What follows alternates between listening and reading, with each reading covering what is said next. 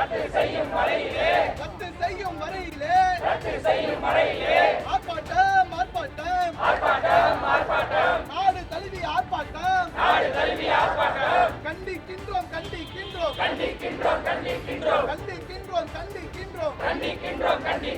தமிழக அரசு அமைதியான முறையிலே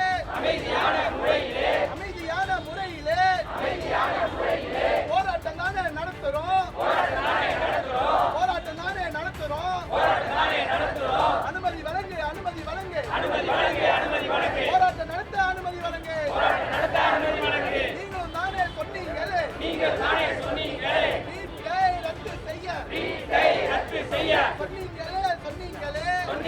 சொன்னீங்களே முதல்வரே போராட்டம் நடத்த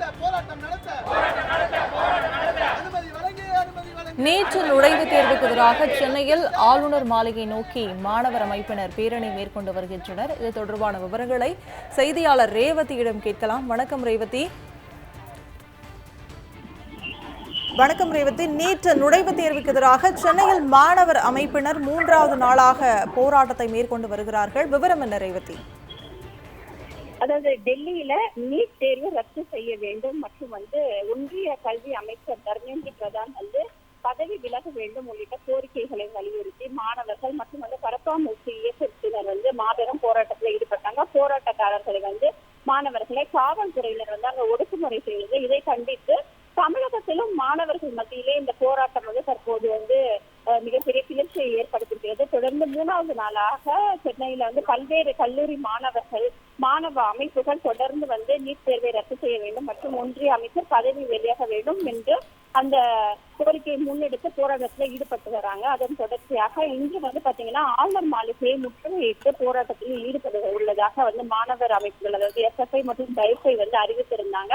இந்த போராட்டத்திற்கு காவல்துறை அனுமதி மறுத்திருந்த நிலையில சின்னமலையில் இருக்கக்கூடிய ராஜீவ்காந்தி சிலை அருகே மாணவர்கள் ஒன்று கூடி அங்கிருந்து பேரணியாக ஆளுநர் மாளிகையை முற்றுகையிட முயற்சி செய்வதற்காக ஒன்று கூடி தற்போது ஒன்றிய அரசுக்கும் நீட் தேர்வை ரத்து செய்ய வலியுறுத்தியும் கோஷங்களை எழுப்பி வராங்க. அவர்களோட முக்கியமாக அமைதியான முறையில போராட்டத்தில் ஈடுபடும் மாணவர்களுக்கு அனுமதி மறுப்பது ஏன் என தமிழக காவல்துறைக்கும் அவங்க கண்டனத்தை தெரிவித்து வராங்க. நேற்று எழும்பூர் ராஜரத்னம் மைதானத்துல நடத்திய இந்த போராட்டத்துல மாணவர்களை காவல்துறை மிக கொடூரமாக தாக்கியது. சில மாணவர்கள் எலும்பு முறிவு ஏற்பட்டு மருத்துவமனையில சிகிச்சை பெற்று வரும் நிலையில மாணவர்களிடையே இந்த காவல்துறை மீதான அதிர்ச்சியும் தற்போது இந்த போராட்டத்துல வெளிக்காட்டி வராங்க. தற்போது மாணவர்கள் கோஷங்களை எழுப்பி உடனடியாக இந்த நீட் தேர்வை ரத்து செய்ய வேண்டும் என்று தங்களோட கோரிக்கையும் முன்வைத்திருக்கிறாங்க. எனினும் இந்த போராட்டத்திற்கும் காவல்துறை அனுமதி தராத பட்சத்துல கைது செய்வதற்கான முன்னேற்பாடுகளை தற்போது காவல்துறையினர் செய்து வருகிறார்கள். விவரங்களை வழங்கியதற்கு நன்றி ரேவதி.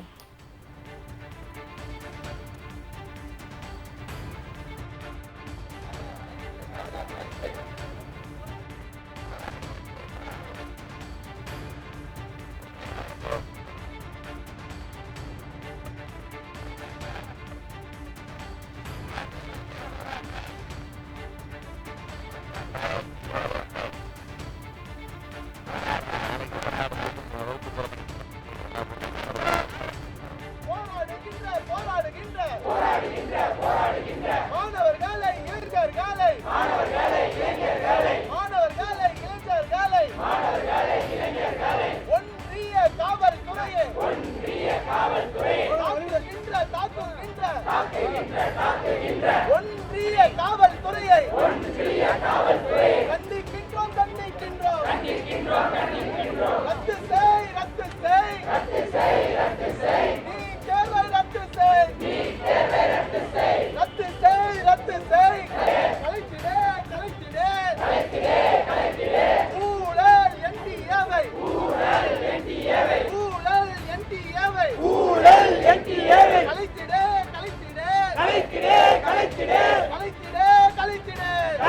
கலைத்திடே பதவி விலகு